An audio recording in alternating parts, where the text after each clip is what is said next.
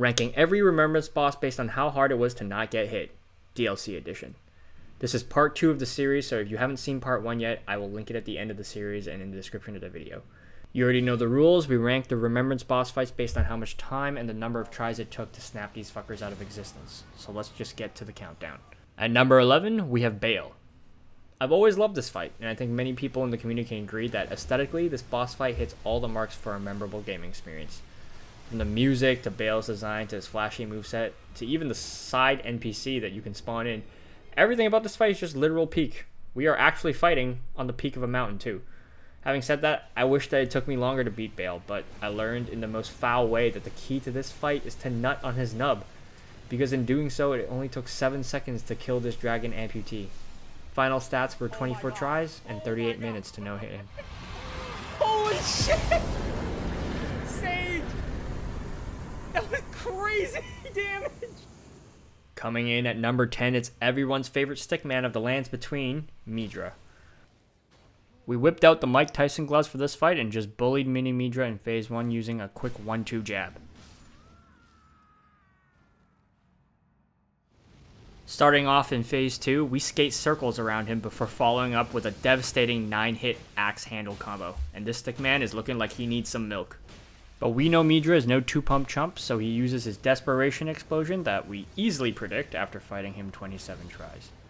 It's here also that we enter flow state and rush him down with a leaping axe handle that also conveniently ducks his laser attack.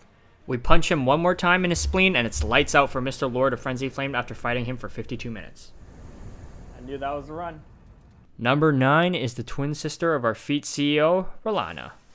We opted to just spam lightning shots at her like there was no tomorrow, and given that she walks at you in a pool of water, the lightning damage was doing even more damage.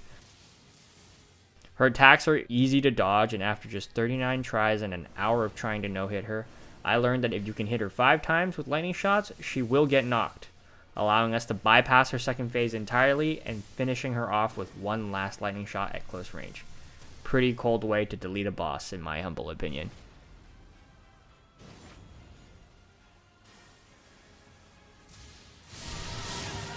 We did it. We did it, BB. We did it. We did it. Woo! Romina, Saint of the Bud, comes in at number 8. Since Romina is a bug-like Pokemon, I figured fire would be super effective, and I'm happy to report that I was logically correct. I actually beat her on my first try in my original playthrough, so I didn't get to experience her full moveset. Not so lucky the second time around, as it took me 43 tries and 59 minutes to beat her. But I think the community can agree that she's not an overall difficult fight.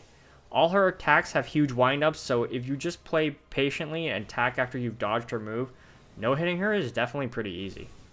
Not gonna lie to you guys, I did panic when this hit didn't manage to kill her, but it all worked out in the end. Oh, damn! She was coming from my cheeks. She was ready to give it to me, bro. That was close. We got her, though. At lucky number 7, we have the Putrescent Knight. Now, I actually screwed up the no-hit fight in New Game Plus. As you can clearly see, I died first. Not my finest hour. I didn't want to cop out this time, so I played through Elden Ring in New Game Plus 2 just to refight his slimy ass. But even in New Game Plus 2, the fight went almost the same way as it did the first time. I get off 2 shots of Wave of Gold, and then dodge his crazy horse combo. You will have to olay his horse once here, and another time right here. Hit him one more time with a Wave of Gold and matrix the hell out of his boomerang attack. I'm ready for him to start spitting fire at me this time, and you can clearly see that I killed him first before he sets me on fire. So that's a valid win in my mind. Total time ended up being just over an hour and a half with 49 tries. Hey, this time I killed him first. I hit him. At the number 6 spot, we have the man who rightfully hates his mama, Messmer, the Impaler. I went with the classic Bloodhound's Fang to end his man's career after my viewers got bored of me failing 59 times. It really made short work of his first phase, as all it took was hitting the trigger 3 times, and Messmer went into snake mode. Once you dodge his snake fireball, it takes another 2 trigger presses to drop him to one-shot status. If you can dodge his fancy spear combo after that, you're straight up in the clear and you won't have to hear him talk about his dumbass flame anymore. Total runtime was an hour and 22 minutes. Easy. A curse upon thee.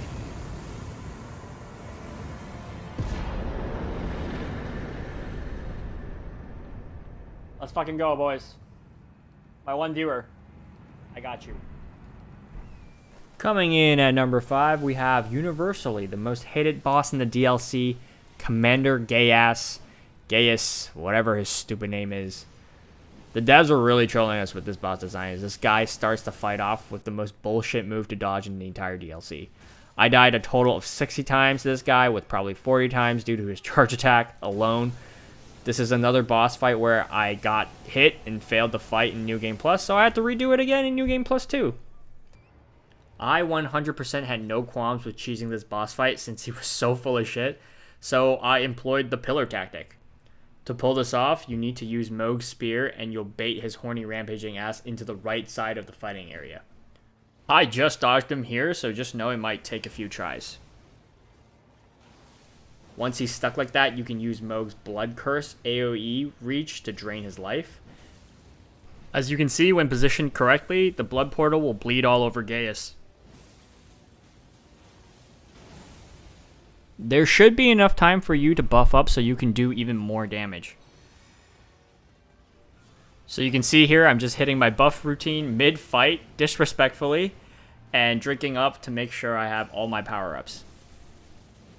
I do run out of juice here, but I just quickly fix that with another blue Kool-Aid. Make sure to back off when he's at half life, because he will use a gravitational attack that attacks you from the underground, so it will hit you if you don't dodge.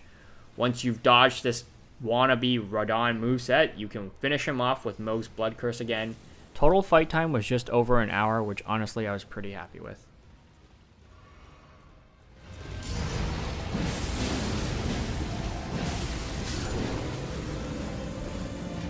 Did we get him? Yes! Yes! Number 4, we have the Scadutree plant. Guys, this is my second favorite fight in the DLC, just because it's a surprise 3-phase fight, and because this whimsical emo sunflower is weak to fire. I learned that if you dodge his first 2 ranged attacks, you can one-shot his first phase with just 1 buffed laser.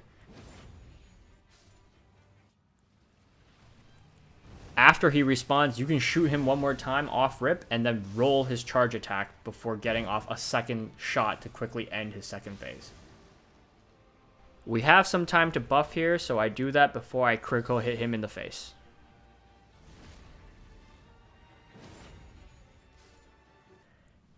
In his third life, spawn camp him with another laser and be prepared to dodge his photosynthesis attack. Once you dodge this last blast, the Scadutree avatar will be fairly drained, opening the plant to one last laser. Final stats are 66 tries and almost an hour and a half to light this flower up. Scripted. Starting off the top 3 countdown, we have the Dancing Lion. I tried a staggering 100 times to kill this lion with just lasers, and although it took me 2 hours and 13 minutes to get it done, the final try was worth it because the game blessed me with the ultimate RNG run. I think maybe the game was also feeling bad for me at this point because he was one of the first bosses of the DLC, and maybe it was just a sign for me to move on because I didn't move a step and still managed to beat him. I was out of range for his first attack, which let me get off 2 lasers. The lion then proceeded to whiff his second attack, which let me finish him off with another 2 lasers. What just happened? I just got the most amazing RNG. 4 shots off. I didn't move. That's crazy. At second place, we have Mommy Fingers Metyr. This fight flat out broke me, as it unexpectedly took me almost 6 hours to no-hit and 211 tries total. I even had to redo this fight in New Game Plus 2 since I failed the fight out of frustration in New Game Plus. Looking back though, I fought this boss kind of late in the night. I think it was like 1 a.m. in the morning. So I can definitely recommend not to do that. My attempts were also all using a Pest Threads build, which did great damage, but was just too slow to cast. This last fight was the best I could do, and even then I falsely counted it because I was so done and tired.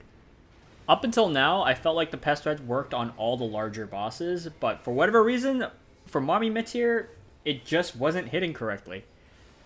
I was praying that this last shot would be enough, but unfortunately, it just didn't do the trick. And right here is where I give up.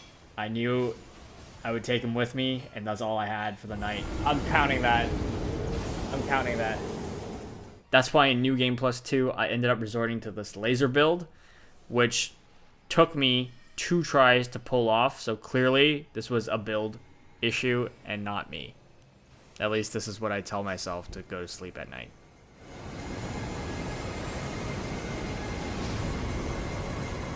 Die!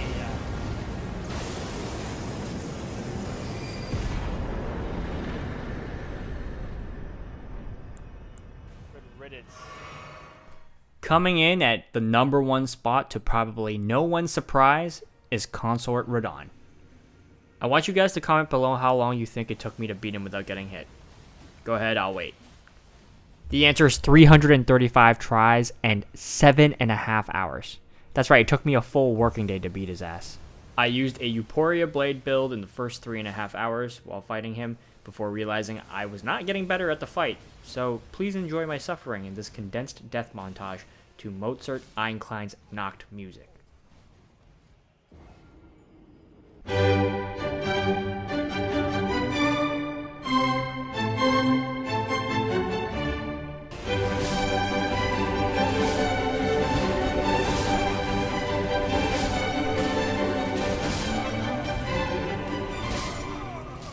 What?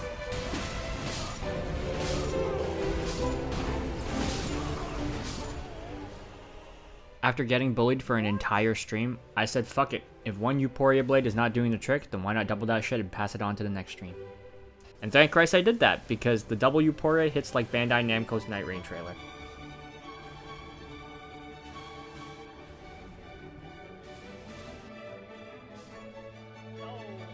And in the tail end of my runs, I noticed how fast I was shredding through Radahn's first phase.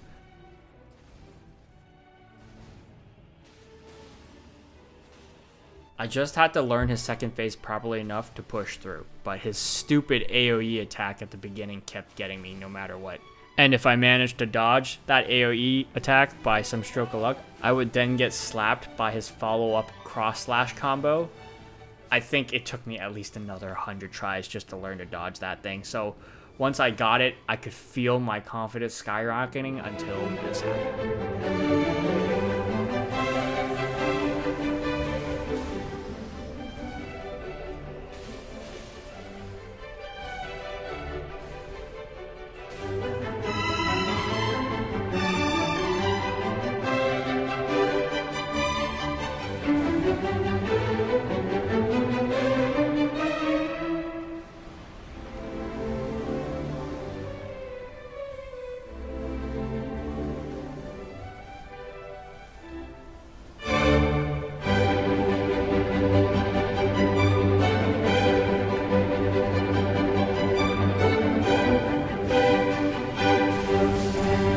My God.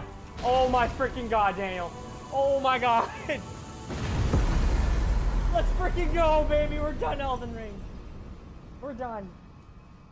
We're freaking done.